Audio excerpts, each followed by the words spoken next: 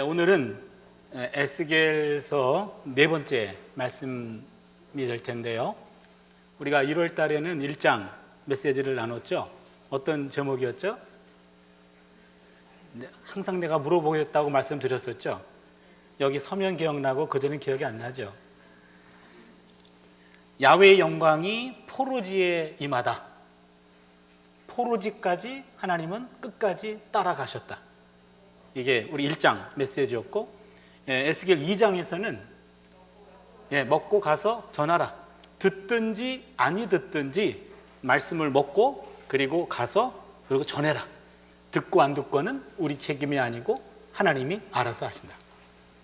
그리고 지난달에는 우리가 8장 말씀은 뭐였죠? 나로 내 성소를 멀리 떠나게 하느니라. 그 당시 예루살렘에 있었던 많은 하나님의 백성들이 하나님으로 하여금 성소를 떠나도록 하나님을 떠밀러서 성소를 떠나갈 수밖에 없었다.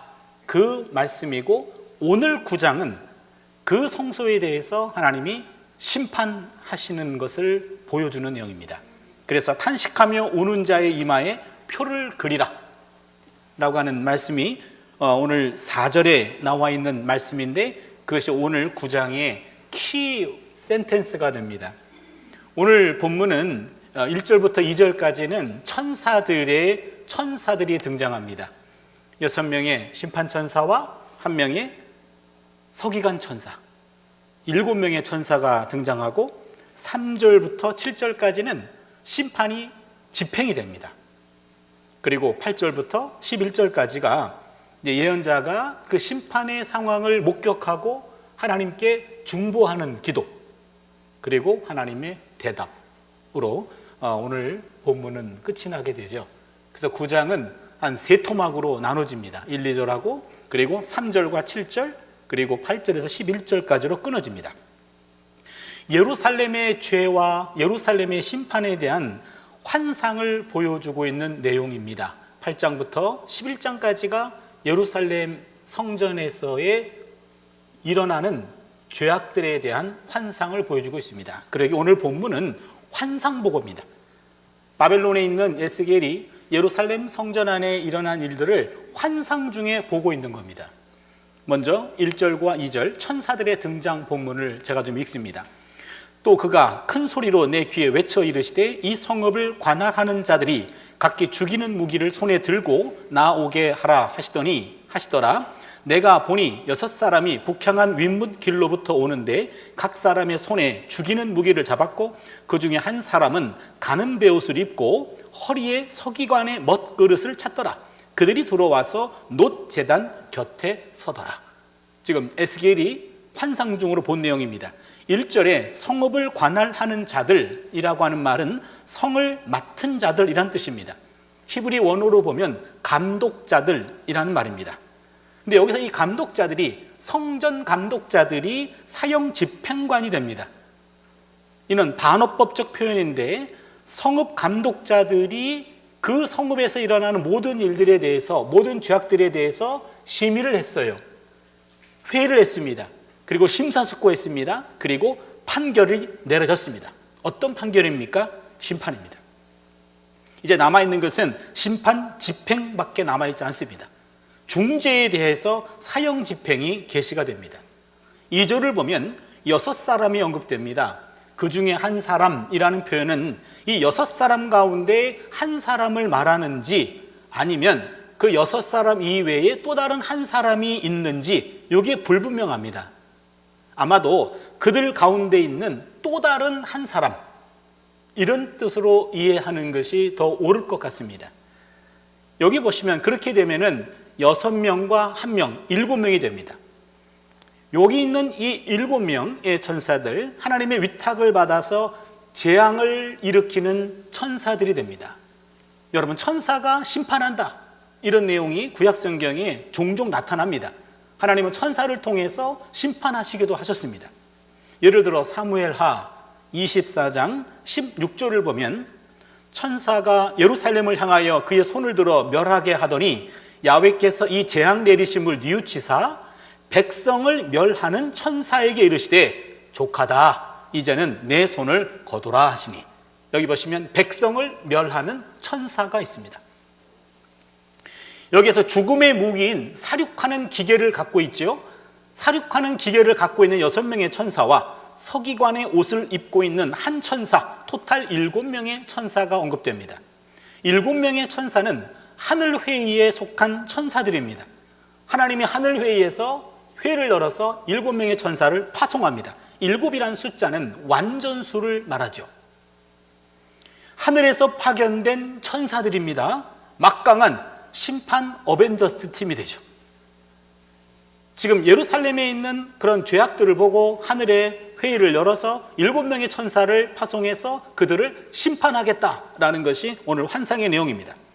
심판을 집행하는 천사들이 하늘에서 왔다라고 하는 사실은 지상에서 그 어떤 강력한 군대보다 더 두렵게 만듭니다. 비록 7명, 그 중에 6명이 심판을 집행한다고 합니다만 6명의 천사가 하늘로부터 내려왔어요. 어떤 군대가 그들을 막아선다고 해도 막을 수 없는 막강한 그런 파괴력을 가지고 있는 천사들입니다.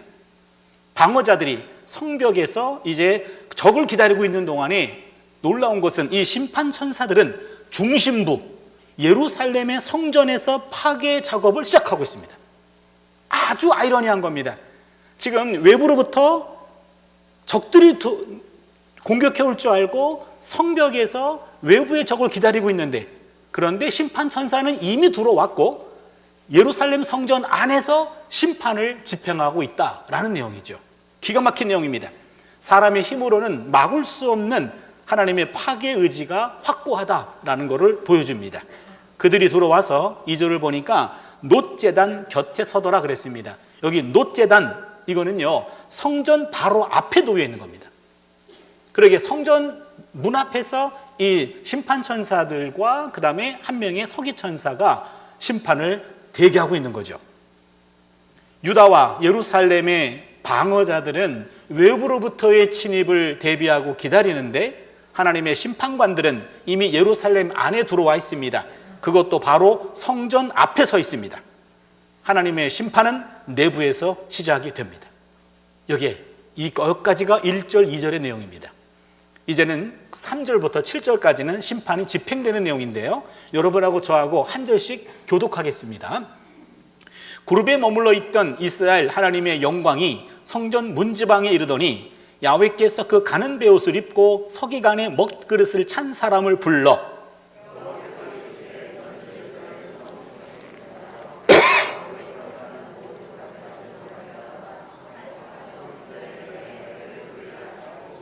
그들에 대하여 내 귀에 이르시되 너희는 그를 따라 성읍 중에 다니며 불쌍히 여기지 말며 긍휼을 베풀지 말고 쳐서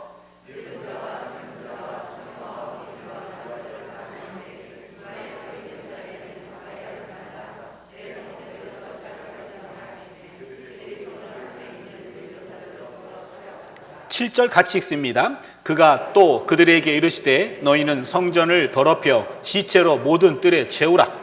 너희는 나가라 하시매 그들이 나가서 성읍 중에서 치더라. 여기까지입니다. 여기 3절에 보니까 지성소에 머물러 있었던 하나님의 영광이 성전 문지방으로 지금 이동하고 있습니다. 하나님의 영광이 예루살렘을 떠날 조짐이 여기서 보이고 있습니다. 하나님이 성전을 떠난다. 당신이 거하시는 성전을 떠날 준비가 다 되어 있습니다. 하나님이 떠나면 성전은 성전의 기능을 상실합니다. 야훼의 영광이 떠난 성전은 성전이 아닙니다. 그것은 단순한 건축물에 불과합니다. 하나님은 짐을 다 싸셨습니다. 오늘 본문은요, 다른 데는 나타나지 않는 아주 독특한 이야기입니다. 하나님이 당신의 전에서 짐을 싸서 성전을 떠났다라는 것을 보여주는 본문이에요. 하나님이 당신의 처소를 떠날 수 있다라는 것을 8장에서는 예고했는데 9장에서는 진짜 떠나고 있습니다. 이 7번째 천사는 가는 베옷을 입었습니다. 가는 베옷은 아주 표백한 흰색 옷인데 제사장들이나 천사 방문자들이 통상 입는 옷이었습니다. 그렇다면 7번째 천사는 제사장 천사라고 말할 수 있는데 가는 베옷을 입고 있었고, 요 서기관 천사는 살려둘 사람의 이마에 작대기 2개를 교차시킨 X자 모양을 한 표시를 하게 되어 있습니다. 오늘 본문에 보면은 우는 자의 이마에 표를 그리라 할 때 그 표라고 하는 말이 히브리어의 맨 마지막 자음 타우라고 그래요. 타우. A, B, C, D, E, F, G 해놓고 맨 마지막 글자가 뭐죠? 영어로? 챗? Z? 뭐 그거. 예, 그거에 해당하는 히브리어가 타우인데, 타우는 이렇게 써요. 이렇게. 그렇게 쓰는데 고대에서는 이거를 X자로 썼습니다. 그러니까 이마에 X표 하라 그런 얘기죠. 그래서 서기천사가 사람들을 보면서 이마에 X표를 하면 그 사람은 살아요. 이마에 X표가 없으면 그 사람은 6명의 천사가, 심판천사가 그를 심판하는 겁니다. 그렇다면은 여기 있는 이마에 나와 있는 X표, 이것은 아마도 2가지 의미가 있는 것으로 보입니다. 첫 번째는 보호의 표시입니다. 창세기 4장 15절에 보면은요, 가인의 표가 나옵니다. 4장 15절을 제가 읽습니다. 야훼께서 그에게 이르시되 그렇지 아니하다. 가인을 죽이는 자는 벌을 7배나 받으리라 하시고 가인에게 표를 주사 그가 그를 만나는 모든 사람에게서 죽임을 면하게 하시리라. 가인에게 준 표, 그 표는 이 사람의 보호 표시입니다. 가인이 살인자이긴 하지만 이 가인을 해코지하거나 가인을 죽인 사람은 너도 그런 보복을 받는다 하면서 표를 해줬습니다. 어떤 표시인지는 모릅니다만 보호를 보여주는, 상징하는 표가 되겠죠. 또 하나는 소유 표시일 수도 있습니다. 출애굽기 21장 6절을 보면 상전이 그를 데리고 제사장에게로 갈 것이요 또 그를 문이나 문설주 앞으로 데리고 가서 그것에다가 송곳을 그의 귀를 뚫을 것이라. 그는 종신토록 그 상전을 섬기리니. 여기 보시면요, 귀 뚫는 이야기가 성경에도 나오네요. 여러분, 귀 뚫는 건 어떤 의미인지 아세요? 노예로, 종으로 갔다가 한 6년 계약이 끝나면 7년째 갈 수 있어요. 그런데 살아보니까 그냥 여기서 있는 것이 좋겠습니다. 나는 그냥 평생 당신의 종이 되겠습니다 하면은 그 문에 가가지고 송곳으로 귀에다 대고 구멍을 뚫어요. 그럼 난 영원한 종입니다. 그런 거죠. 여러분, 알고 뚫으셨나요? 제가 우리 아이들한테 절대로 안 된다 그렇게 했는데, 넌 그 사람이 종이 된다 그랬더니 종이 되겠습니다 그러고 뚫고 왔어요. 소유의 표시일 수 있고 또 하나는 보호의 표시일 수 있습니다. 아무튼 X자표를 받은 사람은 하나님의 소유가 되고 그리고 보호를 받습니다. 이 첫 번째 명령은 서기관 천사에게 주어진 겁니다. 살려둘 사람을 찾아서 이마에 X표하라. 일종의 문신이고 낙인으로 하나님께 속한 사람입니다 라는 표시이죠. 복음서 용어를 빌리자면 의에 줄이고 목마른 자들, 의에 줄이고 목마른 자들의 이마에 표하라. 이제 거대한 심판의 매가 한 공동체를 향하고 있습니다. 그 매는 공동체 전체를 몰락시킵니다. 이제 예루살렘과 유다 백성들을 다 심판하는 그런 분위기입니다. 그런데 여기 중요한 것은 예외 조치가 있구나라는 겁니다. 그런 온 민족과 온 나라가 완전히 망하는 그 상황에서도 아하, 예외 조치가 있구나. 여기서 이야기하는 것은 하나님께서 특별히 모두 다 심판받을 수밖에 없지만 그럼에도 불구하고 하나님은 남겨두고 싶은, 살려두고 싶은 하나님의 의지가 여기서 보입니다. 경건한 자는 남습니다. 이게 오늘 본문의 메시지예요. 아무리 망하고 모두가 다 죽는다 할지라도 경건한 자들은 남는다라는 남은 자 사상이 여기 나타납니다. 심판에서 남게 되는 사람들은 과연 어떤 사람일까? 오늘 본문을 보니까 모든 가증한 일로 말미암아 탄식하며 우는 자, 이들이 살아남아요. 예루살렘에서 일어나는 모든 우상 숭배와 모든 포악과 모든 폐악 가운데서 그것들에 대해서 가슴 아파하면서 탄식하며 우는 자, 그 사람은 이마에 표를 받고 그 사람은 살아남게 됩니다. 그렇다면 한번 곰곰이 생각해 봅니다. 과연 에스겔 시대에 예루살렘에서 가증한 일로 인하여 탄식하며 우는 자는 과연 누구였을까? 학자들이 많이 고민했고 많이 연구했는데요, 세 부류를 찾아냈습니다. 첫 번째는요, 사독계통의 제사장들입니다. 여러분 뜬금없이 지금 사독이 나와서 당혹스러울 텐데요, 제사장들도 계열이 있었어요. 가문이 있었습니다.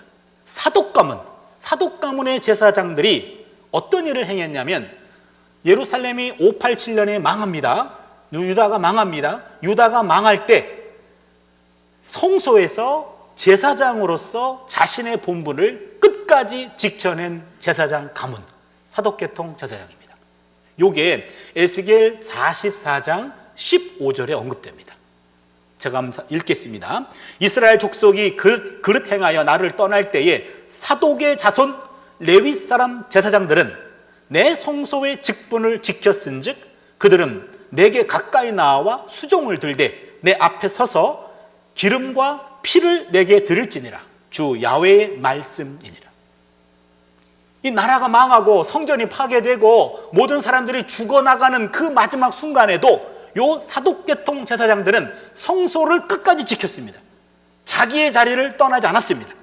마지막까지 자신의 자리를 지키고 자신의 본분을 다하는 사람, 이 사람이 남은 자가 될 수 있습니다. 두 번째는요, 예레미야와 예레미야의 추종자들이 예루살렘에 있었습니다. 지금 에스겔이 활동하던 지금 이때가 나이가 30세예요. 에스겔은 30세였고 아마도 예레미야는 지금 예루살렘 안에서 60이 넘은 노인이었을 겁니다. 그래서 예레미야는 예루살렘 성전에서 이 가증한 우상들 섬기는 것을 눈으로 목도하면서 그들을 향해서 메시지를 선포하고 가슴 아파하고 눈물로 지새우는 사람이 바로 예레미야였습니다. 바로 예레미야가 활동하고 있는 것을 에스겔은 알았던 것 같습니다. 예레미야는 예루살렘의 사면을 위해서 슬퍼하며 동분서주하고 있었습니다. 이게 어디 나오냐면 예레미야 5장 1절에 기록이 됩니다. 예레미야 5장 1절을 보시면 너희는 예루살렘 거리로 빨리 다니며 그 넓은 거리에서 찾아보고 알라. 너희가 만일 정의를 행하며 진리를 구하는 자를 한 사람이라도 찾으면 내가 이 성을 용서하리라. 예레미야가 이 말씀을 선포했습니다. 예루살렘 거리를 다니면서 말합니다. 너희가 만일 정의를 행하며 진리를 구하는 사람 한 사람이라도 있다면 하나님께서 이 성을 용서하신다고 했습니다. 여러분, 정의를 행하고 진리를 구하십시오. 이 한 사람이 필요합니다. 망하기 직전까지 예레미야와 예레미야의 추종자, 여러분 기억하신 사람 있나요? 바룩 같은 사람, 그리고 사반 가족들, 이런 사람들이 예레미야 주변에 있으면서 바로 이와 같은 작업, 나라가 망해가는 상황에서도 포기하지 않고 끝까지 이런 일들을 감당했습니다. 동족들의 잘못과 죄악을 가슴 아파하며 심판의 현실을 막아보려고 끝까지 애쓰는 사람, 이런 사람이 남은 자입니다. 마지막 세 번째는요, 하나님이 숨겨놓은 경건한 남은 자가 있었을 겁니다. 우리 눈에 보이지 않는 하나님이 숨겨놓은 경건한 사람들. 엘리야 때 바알에게 무릎 꿇지 않는 7,000명의 남은 자가 있었습니다. 엘리야는 그들이 보이지 않았습니다. 하나님을 향한 믿음을 지키기 위해서 핍박받고 끝까지 고분분투하는 사람, 자기만 남았는 줄 알았어요. 이젠 나밖에 없습니다 라고 했을 때 하나님이 엘리야의 눈을 뜨게 하셔서 너만이 아니라 바알에게 무릎 꿇지 않는 7,000명을 내가 남겨놨어. 바로 그 7,000명. 공개되지 않았습니다. 모릅니다. 눈에 보이지 않습니다. 바로 에스겔 예언자가 알지 못했던 숨겨진 경건한 자들이 아마 예루살렘 그 안에 있었을 것입니다. 그러게 왕상 19장 18절에 나오죠. 내가 이스라엘 가운데 7,000명을 남기리니 다 바알에게 무릎을 꿇지 아니하고 다 바알에게 입 맞추지 아니한 자이니라. 이러한 사람들이 있다고요. 공개적으로 드러나지는 않았습니다. 그러나 조용히 불의에 타협하지 않고 신앙의 정체성과 절개를 지키는 사람들이 있어요. 이 사람들이 남은 자입니다. 이름 없고 무명입니다.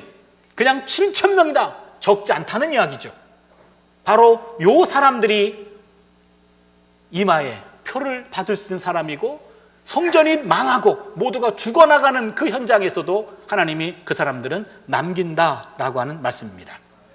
이 남은 자들이 하나님의 심판이 정당했음을 증언할 것입니다. 여러분 생각해 보세요.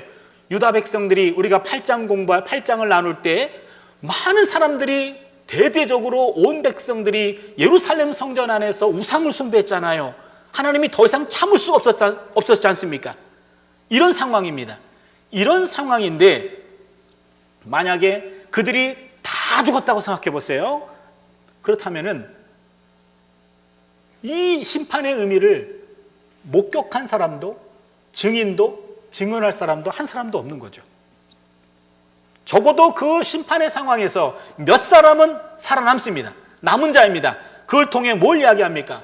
이것은 하나님이 무능해서가 아니라 하나님의 예언자를 통해 수없이 말씀하셨는데 우리 민족이 듣지 않았기 때문에 우리가 심판당한 것입니다. 이것은 하나님의 심판이지 하나님의 무능이 아닙니다. 이거를 입증하고 증언할 사람이 바로 남은 자들이 하는 일이죠.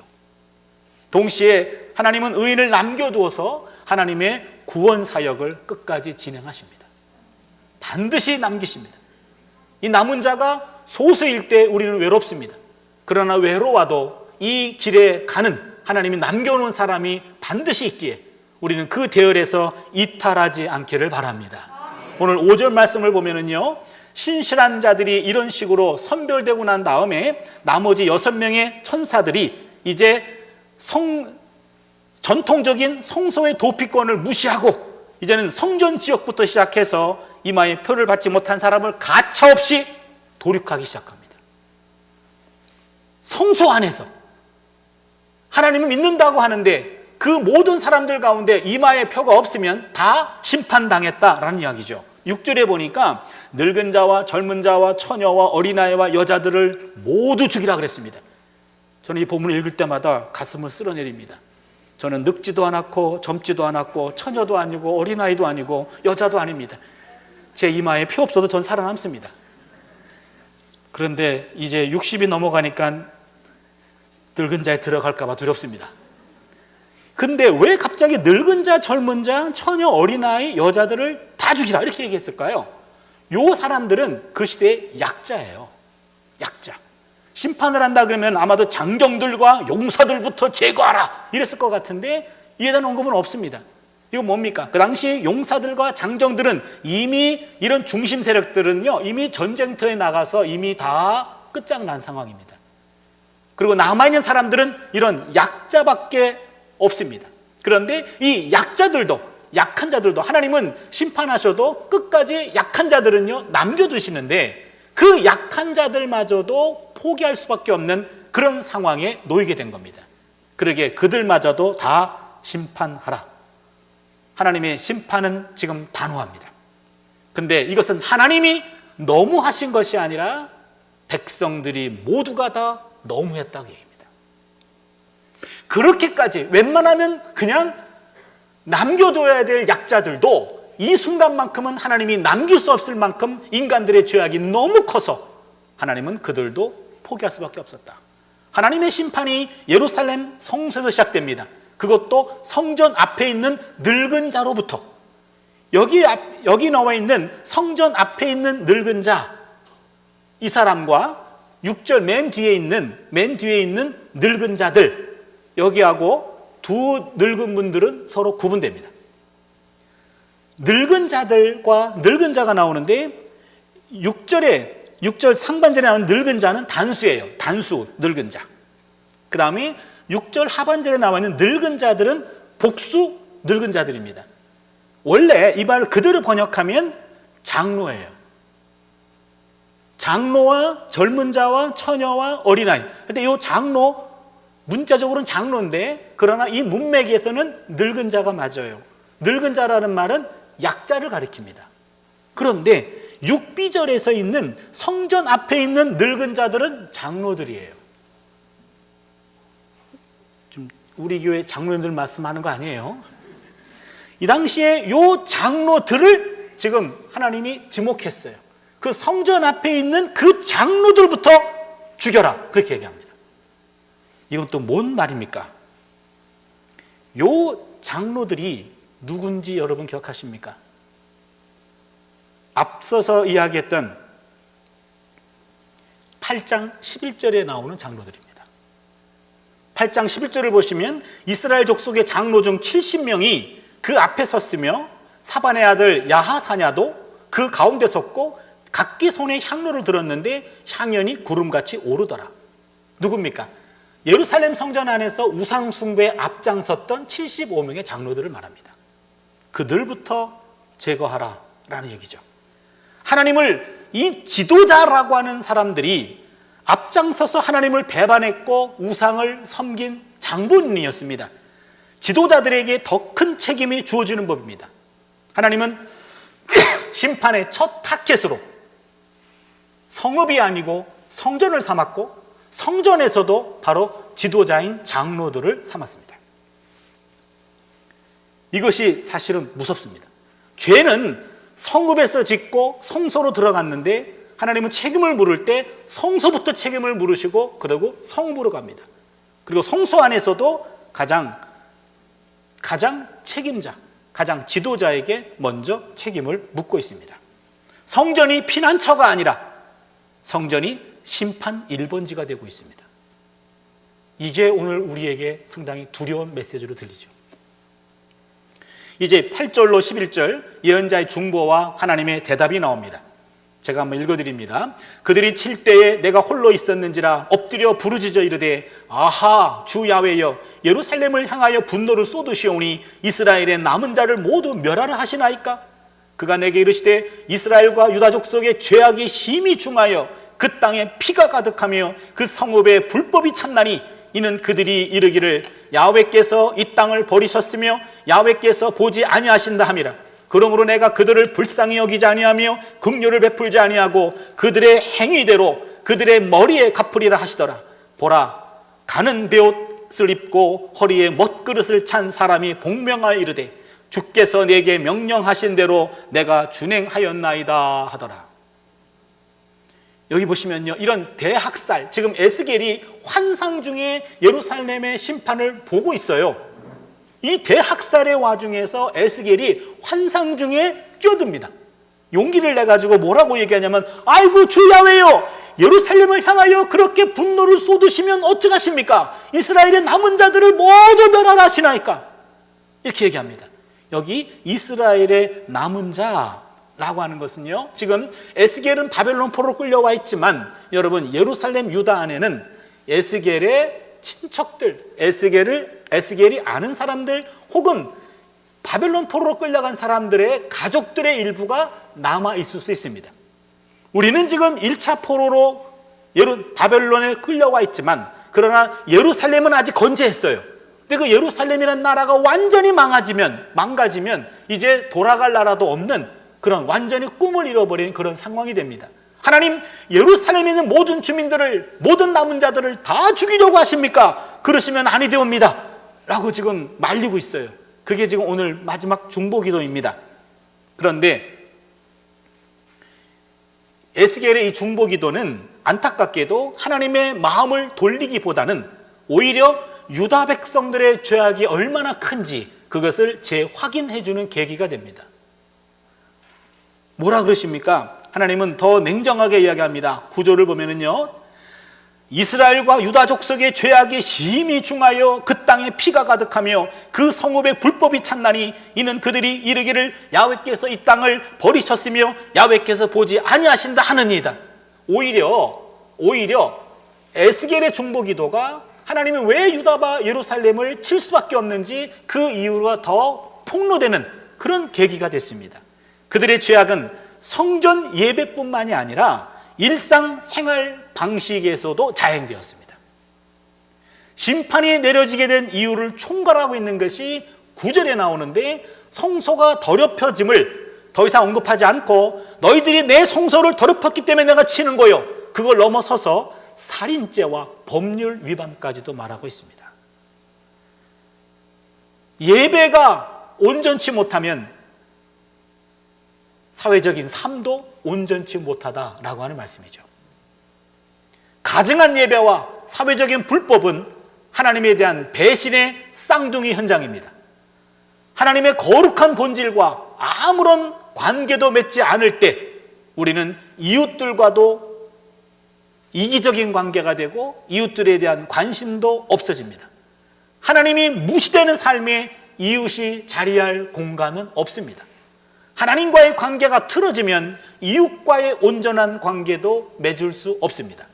하나님이 없다면 이웃도 없습니다. 하나님 사랑과 이웃 사랑은 늘 함께 묶여 있고 같이 갑니다. 어느 한쪽이 무너지면 다른 한쪽도 무너지게 되어 있습니다. 그러게 여러분 잘 기억하십시다. 우리 기독교인들은, 우리들은 하나님 사랑과 이웃 사랑이라고 하는 이것이 동등한 상황 속에서 다 중요하다는 겁니다. 하나님 사랑이 무너지면 이웃 사랑도 무너집니다. 이웃 사랑이 무너지면 하나님 사랑도 거짓입니다. 그러게 하나님 사랑하고 이웃 사랑하는 건 둘 다 중요한 건데, 이 당시 사람들은 하나님 사랑이 무너졌기에 이웃 사랑도 무너졌습니다. 그러기에 온갖 세상은 불법과 탈법과 포악과 죄악 가운데 편만해졌기에 하나님이 이런데도 이들을 용서할 수 있겠니? 10절입니다. 그러므로 나도 이런 말을 시작합니다. 에스겔 8장 18절에 나오는 그러므로 나도 이것과 같은 단어입니다. 하나님의 반응은 이 죄악의 정도에 비례했습니다. 그들의 죄악은 눈 감아 주기에는 이제는 너무 지나쳤습니다. 마지막 11절은요. 가는 베옷을 입고 허리에 먹그릇을 찬 서기관이 주께서 명하신 대로 내가 준행하였나이다 하며 명령 수행 완수를 복명합니다. 그런데 여기 중요한 것은요, 한 명만 얘기하고 있어요. 서기관 천사 한 명만 이마에 표를 다했습니다 라고 얘기했고, 나머지 심판 천사 6명은 더 이상 얘기가 없습니다. 무슨 얘기입니까? 악인의 심판은 아직도 끝나지 않았다라는 것을 암시한 거죠. 악인의 심판은 진행 중입니다. 예나 지금이나 의인보다 악인이 더 많은 모양입니다. 그러게 남은 자들은 다수가 아니라 소수가 되는 거죠. 그리고 에스겔 환상에서 하나님의 심판은 지금도 진행되고 있고 이마에 표를 하는 그 일들은 단기간 내에 끝났다는 것은 의인은 적고 악인은 더 많더라라는 말씀입니다. 여기까지가 오늘 본문 이야기입니다. 오늘 말씀을 정리해 보겠습니다. 오늘 본문은 에스겔이 예루살렘에 대하여 본 환상 내용입니다. 에스겔은 예루살렘의 무서운 심판을 생생하게 목격합니다.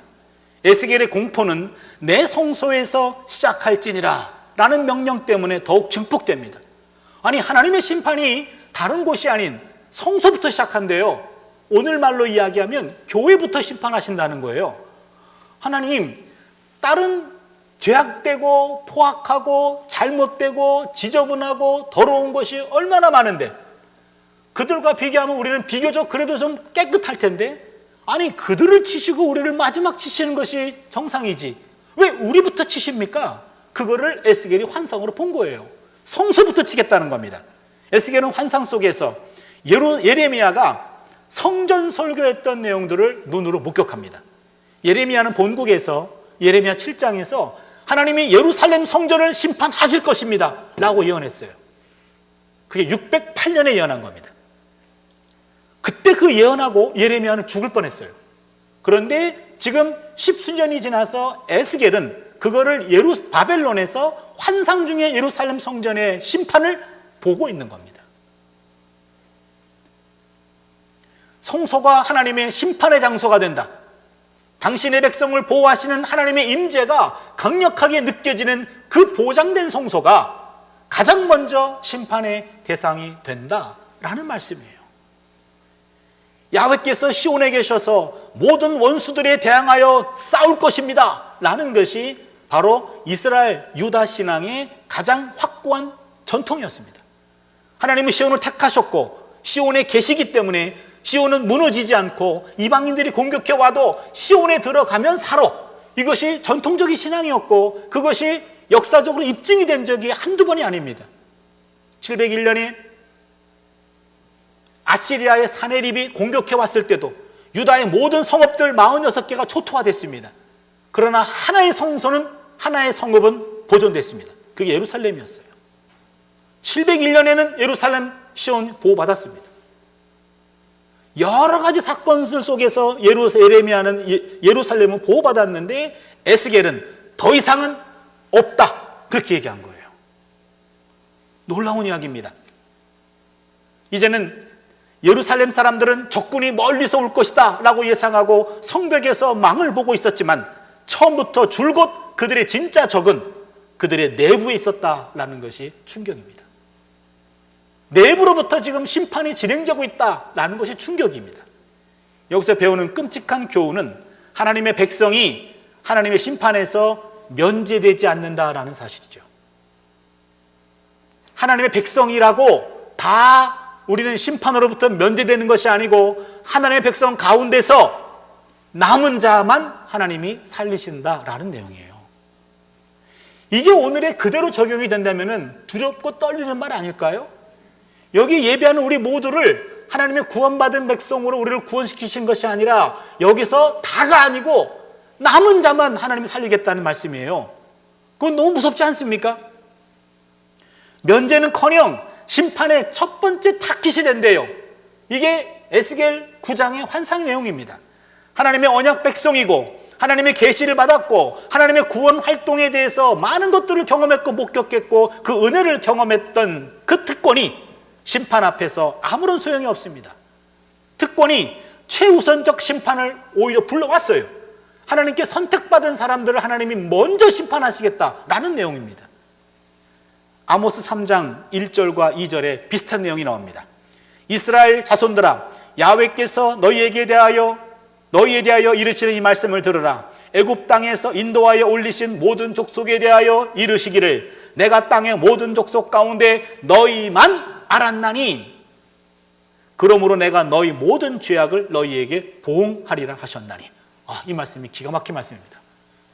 아모스가 3장 2절에서 내가 땅의 모든 족속 가운데 너희만 알았다, 선택했다 그 말이에요. 이스라엘 백성들만 선택했다는 얘기입니다. 그래서 너희 죄악을 보응하리라, 이렇게 얘기해요. 내가 너를 특별히 사랑해, 그래서 너는 내가 덮어줄 거야, 이게 아니에요. 내가 너를 특별히 사랑해, 그래서 너부터 죽일 거야, 이 얘기입니다. 무섭지 않나요? 이런 사랑 안 받고 싶죠? 그렇잖아요. 이게 지금 아모스가 북왕국에 선포한 메시지예요. 모든 족속 가운데 너희만 알았다, 그러니 너희부터 심판하겠다, 그런 얘기입니다. 왜 이런 일이 벌어집니까? 여러분, 노블리스 오블리제라는 말 들어보셨죠? 노블리스 오블리제, 높은 신분일수록 더 많은 책임을 져야 한다라는 말인데, 많이 맡긴 자들에게는 그만큼 많은 것을 찾으신다는 말씀입니다. 특히 선민은 만민을 위한 하나님의 도구일 때만 그 존재 의미가 있습니다.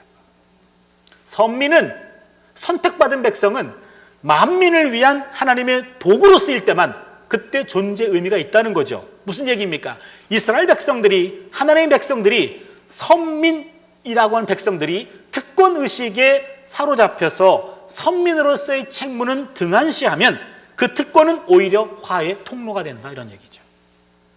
하나님께 선택받음은 그 특권의식을 가지고 이것을 자랑하고 이것 가지고 휘두르라는 것이 아니라 그것 가지고 만민을 섬기라는 거였어요. 그런데 특권이, 그 선민의 그 특권이 그들의 만민을 향한 희생이 아니라 그것을 가지고 그들은 자랑만 했고 선택받은 자의 책무를 등한시했기 때문에 오히려 그 책임부터 묻겠다라는 말씀이죠. 선민이 특권에 대한 책무를 충실히 실천할 때 그 특권이 만민을 위하여 귀하게 쓰임을 받을 겁니다. 그런데 하나님을 먼저 알았던 이스라엘 하나님 백성들이 그 특권을 자랑만 했지 그 특권을 가지고 남을 섬기지 못했기 때문에 오히려 그들에게 책임을 묻겠다고 얘기하십니다. 하나님은 이스라엘의 미래 소망을 위하여 남은 자들을 필요하셨습니다. 모든 가증한 일로 말미암아 탄식하며 우는 자들을 오늘도 찾고 계십니다. 이러한 남은 자들은 심판의 불에서 살아남아서 이스라엘과 열방에 대한 하나님의 오래된 약속을 바로 진척시킬 자들입니다. 누가 남은 자일까요? 사독계통의 제사장들과 같이 마지막까지 자신의 자리를 지키고 자신의 본분을 다하는 사람이 이 시대의 남은 자입니다. 누가 남은 자일까요? 예레미야와 그 추종자들과 같이 동족의 잘못과 죄악을 가슴 아파하며 심판의 현실을 막아보려고 그가 있는 그 자리에서 끝까지 애쓰는 사람이 이 시대의 남은 자입니다. 누가 남은 자일까요? 바알에게 무릎 꿇지 않는 숨겨진 7,000명 같이 공개적으로 드러나지는 않아도 조용히 내가 있는 그곳에서 불의에 타협하지 않고 신앙인의 정체성과 신앙인의 절개를 지키는 사람, 그 사람이 바로 이 시대의 남은 자입니다. 자기 자리와 본분을 지키고 이 시대의 잘못과 죄악을 아파하고 그 파국을 막아서려고 애쓰며 드러나진 않아도 신앙의 절개를 꺾지 않는 사람, 이런 남은 자 우리 모두 될 수 있기를 축원합니다. 기도합니다.